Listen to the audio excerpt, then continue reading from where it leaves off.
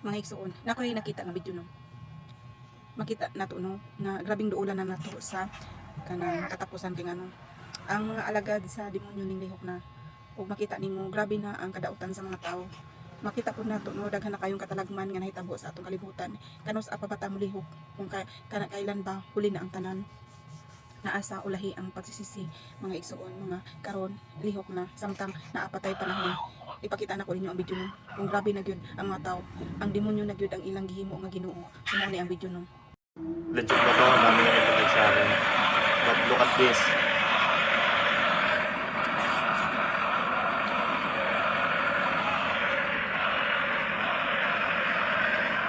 Naririnig niyo yung sigawan nila.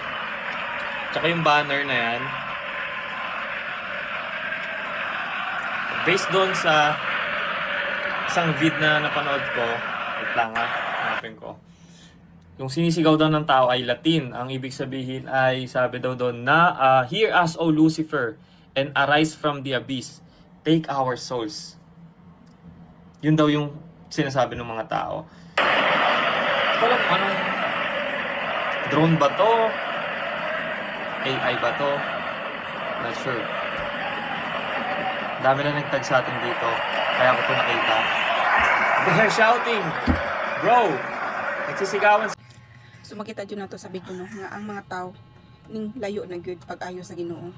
Unya ang mga Kristiyano halos wala na ang focus sa Ginoo, tuwa na sa vlogging.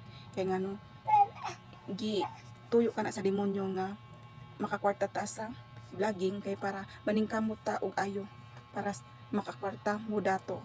Pero nakalimutan na nato no nga ang Ginoo mas importante sa tanan, atong kaluluwa mas importante sa tanan. Pero naningkamot ta og ayo para sa ato ang earthly nga desire nga madato ta, makakwarta ta, makakaunta. Pero wata kay baw no, ang sobra makadaot sa ato Mong di ganahan ang Ginoo nga mudato ta pag-ayo kay baw siyang lisod malangit ang mga dato, kabalo gid siya. Nganong mas maayo pang musulod sa butas ng karayom ang kamel kaysa dato nga maadto sa langit. Lisod kaayo makasulod sa langit ang mga dato. Mga ikaw ayaw paningkamot nga madato ka, malipay ta, kontento ta sa kung unsa lay ihatag sa Ginoo sa ato. Ang gusto sa Ginoo sa ato is enough para sa ato nga makasurvive. Dili siya ganahan nga naatay mga sobra nga mga kwarta, dili siya ganahan, gusto niya is enough para sa ato. Kay ang kwarta makadaot, ang mga sobra makadaot ka na sa ato. Ug mo na hinungdan nga kita malayo sa Ginoo tungod sa mga sobra nga atong mga desire nga dili dapat nato nga pangandoyon no. Mas unahon natong atong kalagkay, mao kanay mas importante sa tanan.